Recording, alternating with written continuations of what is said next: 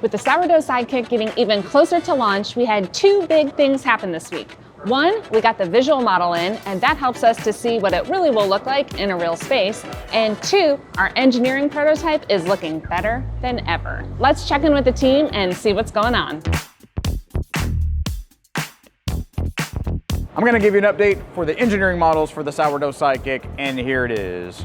This is the original that is out being tested right now. We worked with the IDEO team. You're gonna see their pretty model that arrived the other day. You're gonna see that coming up pretty soon, but it is based off of this thing. So this is what we have so far. It is a working prototype. We've got flour that dispenses, we got water that dispenses, we've got it mixed all together. It works really, really well. And now we've got to get the algorithm that we made that is on this version onto this one so we can start making some sourdough.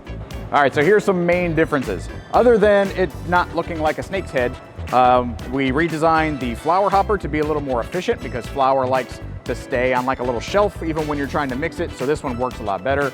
It doesn't have janky motors and pieces falling off of it. It's a nice, compact, tight design. The final model is going to have a different UI, but this is one that we have for us so that we can continue to use it. So one cool upgrade that we had was the water tank, because the one on the back, the water tank slid in sideways, which is kind of silly. We're not doing that anymore. This one has a full width water tank. Press down on the lid, you bring it up like this, it doesn't drip, doesn't leak, and it works really, really well. Cool. So in the theme of upgrading from our original prototype to a better one, we've integrated some interlocks. So now if the crock is out, it can't do certain things because we don't want you to make a mess all over your counter. So that was a really fun problem to figure out and to implement. What else does this thing have? It looks a lot cuter. Now these are 3D printed plastic because here at FirstBuild we have an amazing print farm that we can print things really fast. We can implement changes really quickly. So this is not going to be the final version. So we've even experimented with some of the colors. The model that you're going to see later in the video is kind of the final-ish color, but we were able to print stuff really quickly. So we had the matte gray. We've also got this lovely, what I'm calling creamsicle color. Other people called it Band-Aid color, but to each his own. We like the different versions. And again, because we have our really amazing print farm, we can print different color combinations really quickly and get feedback from you.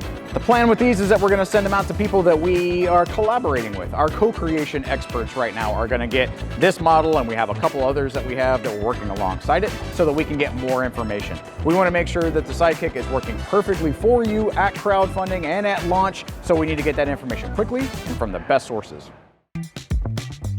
Hey, I'm Perry. I'm one of the designers for the Sourdough Sidekick, and I'm so excited to be here today because we finally got our model in. We're about to unbox it. I really haven't seen this yet, so I'm excited to share that with you.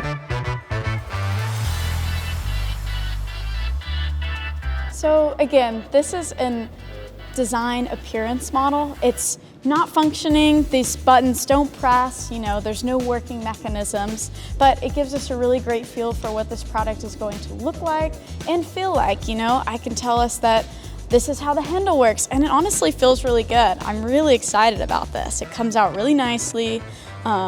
Same with the flour. This button does work, or the knob turns. This screen has, right now it's fixed screen, turns off and on. It just kind of shows us what this might look like while it's working. This one shows us the auto mode. Here's my goal amount that I've put in, the days in which I want to be ready to bake, and it tells me that it's feeding.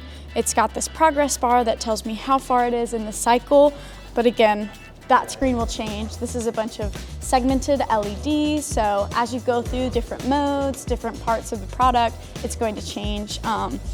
It's a little bit more high gloss than we would like it to be, so don't worry, the full product will actually, or final product will actually be more of a satin or semi-gloss.